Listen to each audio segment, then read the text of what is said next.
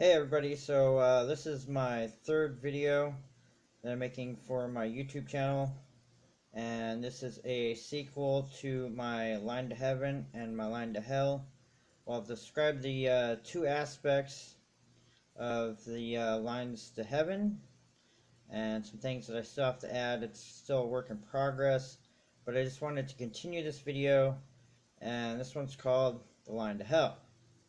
Now, so when you die, you can either go to heaven or you can go to hell. And if you've been, a bad person or you do a lot of things that God doesn't agree with, then you kind of float around, either being a lost soul, you didn't know that you died, or that you have somehow left your body, you had a freak accident or something, and I'm not really talking about that. I'm talking about the people that are just kind of like really bad, and sometimes you may think that you're a bad person or you make a lot of bad choices and all that, but it all depends on what you believe in. It all depends, God, God's Son saved us all, and that's all I'm going to say to that. I mean, He died for us all and all of our sins, and we can be retributed at any point in our lives. That's all I'm saying to that. If you believe in Christianity, I mean, that's what it is. God is God. Everybody has their own God these days. Your brain could be your God for all I know. And I don't care. I don't care who your God is.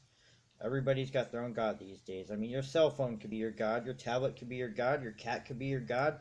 Your table, your socks. I mean, whatever. Something can be your God. That's kind of how it works these days in the minds of everybody. But there's only one true God, and when you die, you're going to find that out. And it's not St. Peter that's going to send you to heaven or hell. He wishes he had that job. He wishes he could be the one to pull that lever, send you down the slip and slide to hell. He wishes he had that job. He doesn't have that job.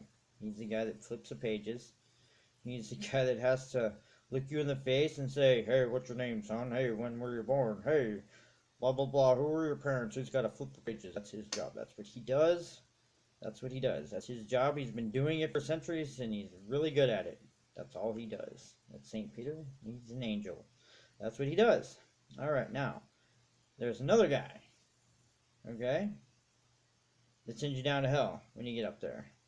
See, when St. Peter says, please take one step to the left, you have no choice. I mean, there are people just trying to get in line, so they're going to push you one step to the left either way. So you have no choice. Once St. Peter says, hey, take one step to the left, boom, all of a sudden the next guy's in line going, okay, my name's Thomas A. Anderson from Tennessee, and my parents' names were Rick and Mary, blah, blah, blah, yada, yada, yada, right? So you don't even have a choice. All of a sudden he says, take one step to the left. There's another guy, he gets that sweet job, right? He gets that sweet job. Just pulls the lever all day.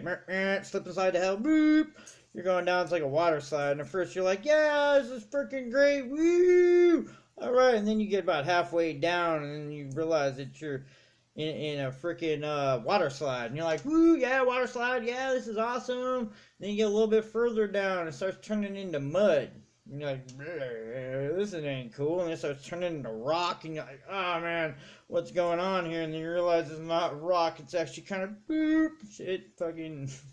Anyway, so it kind of goes from there. And you just sink deeper and deeper and starts filling up your lungs and all this stuff and munk and guck. And then you start feeling the temperatures rising and everything. And at the same time, you're freezing, though. It's like, just freezing cold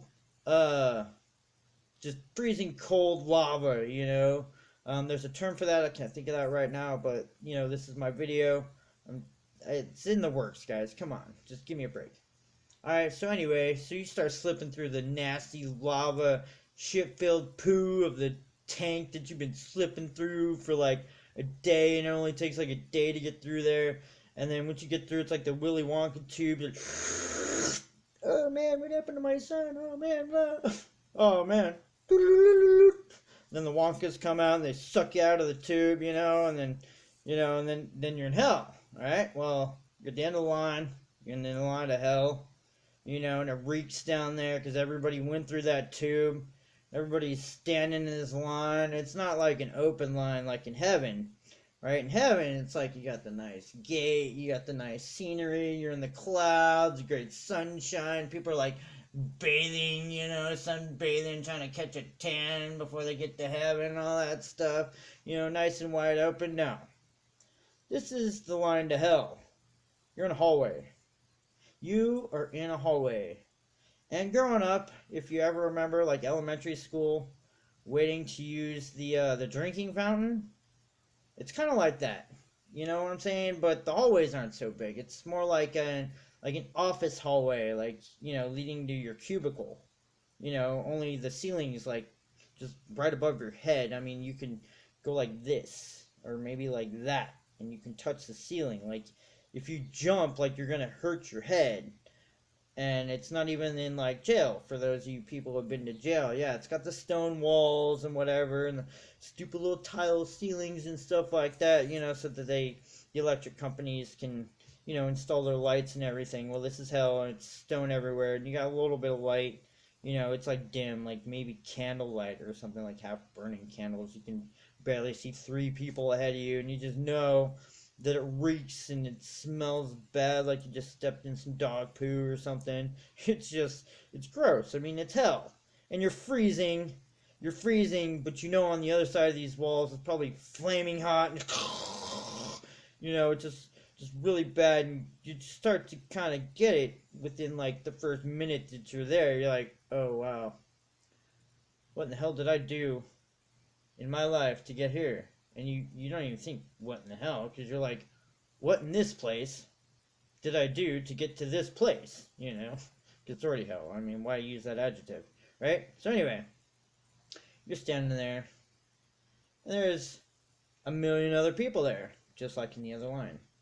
There was a million other people there, and you must have spent months in that other line, just waiting and hoping that you did something right to get through there. And then St. Peter was like, nope, sorry, son, you gotta take one step to the left. And then you ended up here. Okay, so to move on with my story, you're now in this line. The people that smell bad, people are screaming, people are crying. You can hear everybody crying and screaming because you just got there. You've only been there a minute. How long have they been there? How long have they been there? How long is this line? You are the last person in line. You're the last guy. The last person that showed up in this line, and there's like a billion other people in front of you. I mean, there are freaking kamikaze bombers. Like, I'm pretty sure, Nazis are there, German Nazis, whatever. Hitler's there. I mean, he's probably already in hell. He's probably like right next to Satan. He's probably got like a good washroom and a sauna and a spa right next to Satan. Whatever you want to believe. Who's leading heaven or hell? I mean, who's leading hell? Yeah, they're probably already been through that line. Well, it's a bunch of people that nobody knows. Nobody knows. They don't even know you. You don't know the guy in front of you. You don't know the guy behind you. So anyway, to get on with my story, and I gotta cut this shorter. Hold on.